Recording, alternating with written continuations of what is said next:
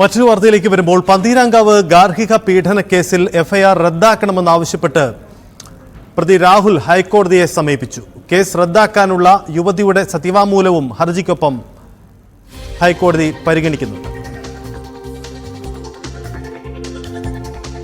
ആജ്ഞ രവീന്ദ്രൻ ചേരുന്നു. ആജ്ഞ, കഴിഞ്ഞ ദിവസം ഈ യുവതിയുടെ പുതിയ വെളിപ്പെടുത്തലുകൾ വന്നതിന് പിന്നാലെയാണ് എഫ്ഐആർ റദ്ദാക്കണമെന്ന ആവശ്യം നടത്തുന്നത്. എന്താണ് രാഹുലിന്റെ ഈ ഹർജിയിലെ ആവശ്യം? വിശദാംശങ്ങൾ. എഫ്ഐആർ റദ്ദാക്കണമെന്ന് ആവശ്യപ്പെട്ട് രാഹുൽ ഹൈക്കോടതിയെ സമീപിച്ചിരുന്നു. ഇതിനോടൊപ്പം യുവതിയുടെ സത്യവാങ്മൂലം, കേസ് റദ്ദാക്കാനുള്ള സത്യവാങ്മൂലവും സമർപ്പിച്ചിരുന്നു.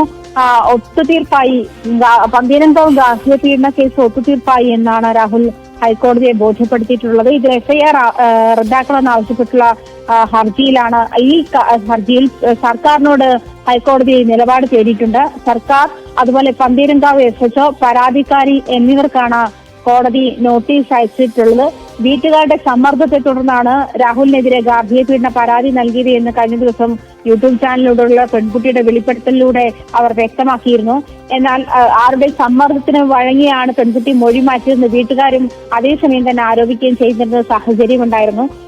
ഇത് വീട്ടുകാർക്കൊപ്പം പോകാൻ താല്പര്യമില്ലെന്ന് മജിസ്ട്രേറ്റിന് മുന്നിൽ പെൺകുട്ടി ഹാജരാക്കിയപ്പോൾ അറിയിക്കുകയും ചെയ്തിരുന്നു. ഡൽഹിയിലാണ് പെൺകുട്ടി ഉണ്ടായിരുന്നത് എന്ന്, അതായത് ആ സമയത്ത് മിസ്സിംഗ് ആണ് എന്നുള്ള തരത്തിൽ വീട്ടുകാർ വടക്കേക്കര പോലീസിന് പരാതി നൽകുന്നു. ആ പരാതിയിൽ കഴക്കൂട്ടം പോലീസിന് കൈമാറുകയും അവര് ടെക്നോപാർക്കിലെ ഉദ്യോഗസ്ഥയായതുകൊണ്ട് കഴക്കൂട്ടം പോലീസിന് കൈമാറുകയും അന്വേഷണത്തിൽ പെൺകുട്ടി ഡൽഹിയിലാണെന്ന് കണ്ടെത്തുകയും ചെയ്തിരുന്നു.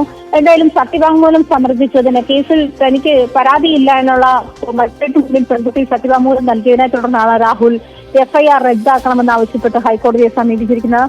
അതിലാണ് ഇപ്പോൾ സർക്കാരിനോടും പന്തീരങ്കാവ് SHOയോടും പരാതിക്കാരിയോടും എന്നിവർക്ക് കോടതി നോട്ടീസ് അയച്ചിരിക്കുന്ന സാഹചര്യം ഉണ്ടായിരിക്കുന്നത്. അതാണ് സാഹചര്യം. എന്തായാലും കോടതിയുടെ നടപടികൾ നിർണായകമാണ്. ഏറെ ചർച്ച ചെയ്യപ്പെട്ട കേസാണ് പന്തീരാങ്കാവ് ഗാർഹിക പീഡന കേസ്. ഈ കേസിൽ പിന്നീടുണ്ടായത് നാടകീയ നീക്കങ്ങളാണ്. നാടകീയ നീക്കങ്ങൾക്കൊടുവിൽ കോടതിയിൽ ഈ ഹർജി എത്തുമ്പോൾ എന്തുതരം ഇടപെടൽ കോടതിയിൽ നിന്നുണ്ടാവും, കോടതി എന്തെങ്കിലും പരാമർശം ഇക്കാര്യത്തിൽ നടത്തുമോ എന്നതൊക്കെ പ്രധാനപ്പെട്ട കാര്യമാണ്.